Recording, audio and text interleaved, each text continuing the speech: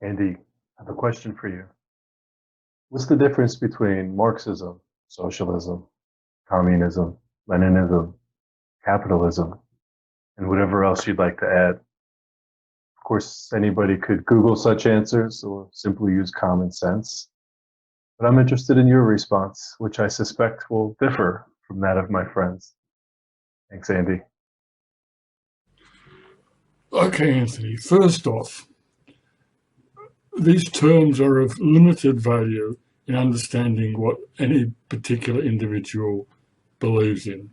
Right? Limited value, that's the first thing. These terms are so polysemous that not only will you and your friends in America mean something quite different from what me and my friends in Australia mean by them, but from individual to individual they will differ.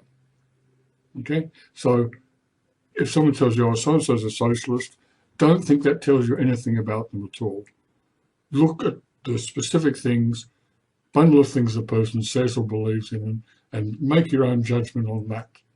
Because these global isms are meaningful, but the meaning is so variable. Now, you've asked me for what I mean by them, so I'll deliver. Starting with capitalism. Capitalism refers to an aspect of social systems where, one, the market is dominant, things are mostly bought and sold, and secondly, that buying in order to sell at a profit is, that is to say, capital, the accumulation of large sums of money through commerce or the hiring of wage labour, investment and so on, where capital is a dominant feature. So it refers to a social system, not a system of beliefs. One really can hardly be for it or against it, because it's simply the way the world is at the moment, though that could change. Socialism is a little bit different because it can mean both some kind of society that exists in a far distant future, where the world isn't dominated by buying and selling and run by billionaires, but people relate to each other in a more egalitarian kind of way. Or it can refer to a social movement which advocates these things. Now, that said, of course, in America, it means something entirely different, right? But you will know what you may know what it means in America. I don't know, but I use socialism in those two ways. Both as being a socialist means you're in favour of more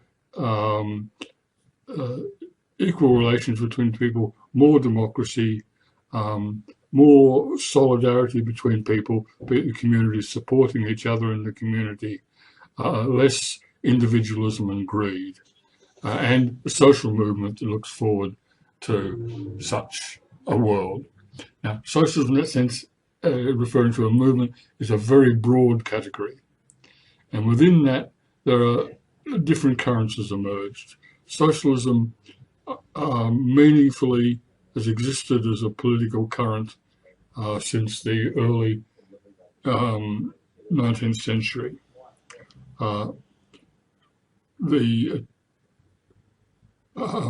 When Marx began doing his theoretical work, so I'm looking to the side because there's this enormous guy standing outside my window built like a tank.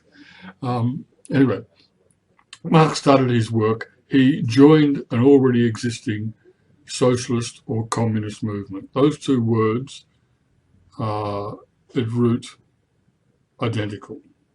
I don't distinguish between socialist and communist, the socialist society, communist society. They're just two different words for the same thing, right? More democracy, less domination of person by person, less rule by the wealthy, less poverty, and so on. But in the middle of the 19th century, Marx joined an already existing movement. And he developed a system of ideas. Someone said he made socialism scientific, but he developed a body of writing which has ever since been very influential among socialists. and you could refer to a Marxist movement, which, so you have Marx himself and his ideas.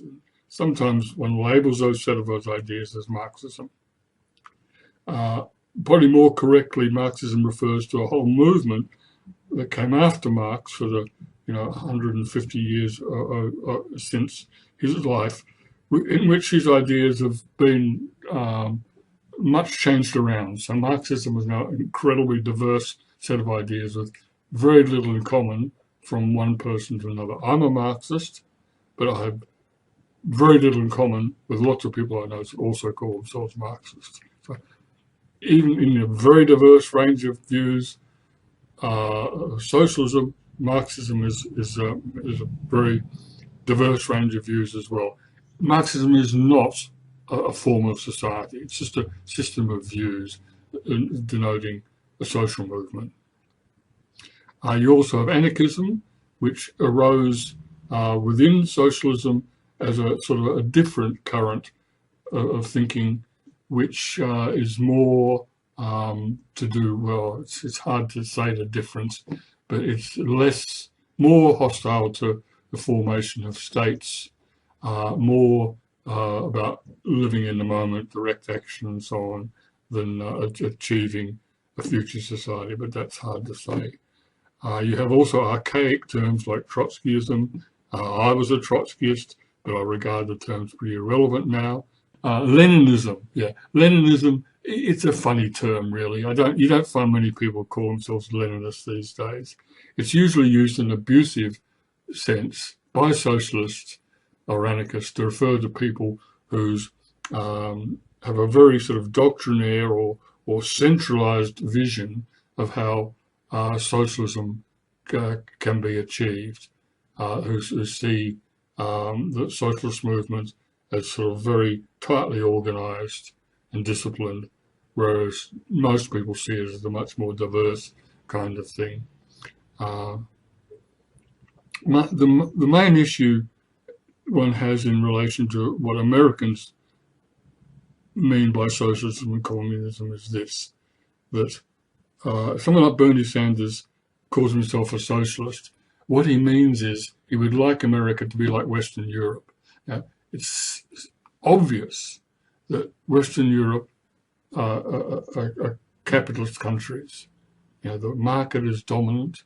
You have a society run by big billionaires, right?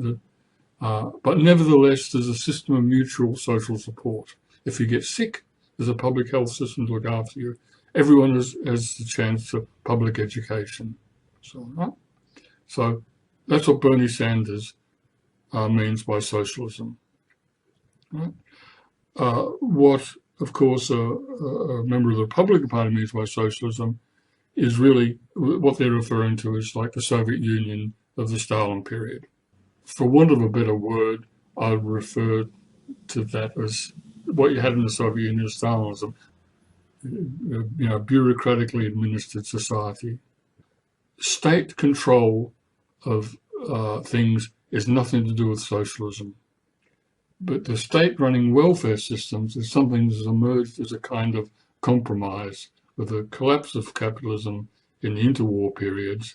That's to say, there's widespread bankruptcies, huge unemployment, and so on. You had a move towards providing welfare and state-run enterprises, and that's a kind of compromise, welfare capitalism, if you like, which is sort of what Bernie Sanders means by socialism, which involves a lot of state management of welfare systems and so on, maintaining infrastructure like roads and rail, hospitals, schools, and so on. Right? Also call it welfare capitalism.